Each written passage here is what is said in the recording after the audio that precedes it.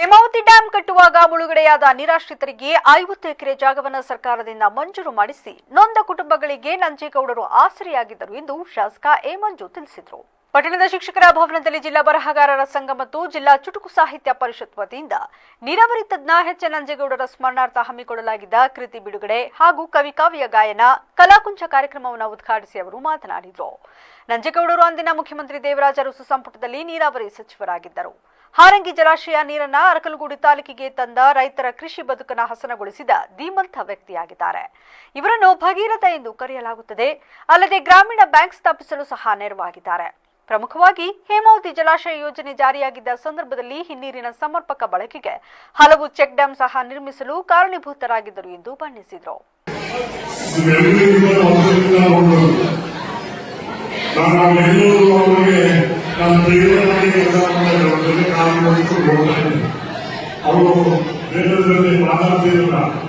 ಅದನ್ನು ನೋಡಿ ನಾನು ಇವರಿಗೆ ಇಲ್ಲಿ ಬರೋದಕ್ಕೆ ಕಾರಣ ಆಗ್ತದೆ. ನಮಗೆ ನಂಜೇಗೌಡರು ರಾಜಕೀಯಗಳು ನನ್ನೆಲ್ಲರೂ ಹೆಸರಿಲ್ಲ. ಆ ಹೆಸರಿನೇ ಇವರಿಗೆ ನಮಗೆ ನನಗೆ ಕಲ್ಪಟ್ಟಿಲ್ಲ, ನಾವು ಹೇಳ್ಕೊಂಡಿಲ್ಲ. ಅವರು ಮಾತನಾಡತಕ್ಕಂಥ ತಪ್ಪೇನು ಏನಾದರೂ ಏನ್ ಸರಿಪಡಿಸ್ಕೋಬೇಕು ಅಂತ ಯೋಚನೆ ಮಾಡುವಂತೆ ನಾನು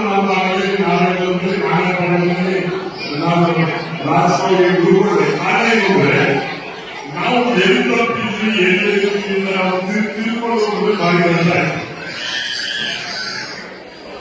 ಇವರು ಪಾರ್ಲಿಮೆಂಟ್ ಅಲ್ಲಿ ಬಹುಮತ ಸಂಘಟನಾ ಮಾಡಿದಾಗ ಹಾಲಿ ಪಾರ್ಲಿಮೆಂಟ್ ಮೆಂಬರ್ ಸರ್ಕಾರದ ವಿರುದ್ಧ ಇವರು ಬಹುಮತ ಇವರು ಬದಲಾವಣೆ ಎತ್ತಿ. ನಿವೃತ್ತ ಪ್ರಾಂಶುಪಾಲರಾದ ಪ್ರೊಫೆಸರ್ ಅನುಸೂಯ ಅವರು ಮಾತನಾಡಿ, ಚನ್ನಬಸಪ್ಪ ಅವರ ಶಿಷ್ಯರಾಗಿದ್ದ ನಂಜೇಗೌಡ ಅವರು ರಾಜ್ಯದ ನೀರಾವರಿ ವಿಷಯಗಳ ಬಗ್ಗೆ ಅಗಾಧವಾದ ಜ್ಞಾನವನ್ನ ಹೊಂದಿದ್ರು. ನೇರ ದಿಟ್ಟ ನುಡಿಯ ಕೆಲವೊಮ್ಮೆ ಇವರಿಗೆ ಮುಳುವಾಗುತ್ತಿದ್ವು. ಸಂಸದರಾಗಿದ್ದ ವೇಳೆ ಸ್ವಪಕ್ಷೀಯರ ವಿರುದ್ಧವೇ ಮಾತನಾಡಿ ವಿರೋಧಕ್ಕೆ ಗುರಿಯಾಗಿದ್ರು. ಈಗಲೂ ಕೂಡ ಬೆಂಗಳೂರಿನ ಬಸವನಗುಡಿಯ ಒಂದು ರಸ್ತೆಗೆ ನಂಜೇಗೌಡರ ಹೆಸರನ್ನ ಇಡಲಾಗಿದೆ. 1994ರಲ್ಲಿ ಬಿಜೆಪಿಯಿಂದ ಸ್ಪರ್ಧಿಸಿ ಜಯಶೀಲರಾಗಿದ್ರು.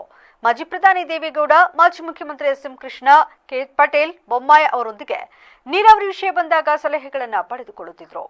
ಪ್ರಮುಖವಾಗಿ ಕಾವೇರಿ ವಿಷಯವಾಗಿ ವಿವಾದ ಉಂಟಾದ ವೇಳೆ ನಂಜೇಗೌಡರ ಸಲಹೆ ಪಡೆಯಲಾಗುತ್ತಿತ್ತು. ಇವರೊಬ್ಬ ಅಪರೂಪದ ರಾಜಕಾರಣಿಯಾಗಿದ್ದರು ಎಂದು ಹೇಳಿದರು.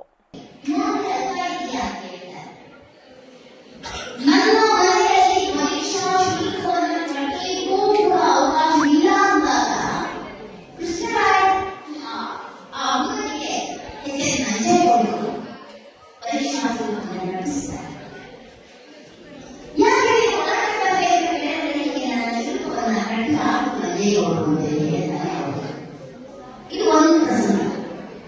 ಮತ್ತೊಂದು ನನಗೆ ತುಂಬಾ ದುಃಖದಂತಹ ವಿಚಾರ.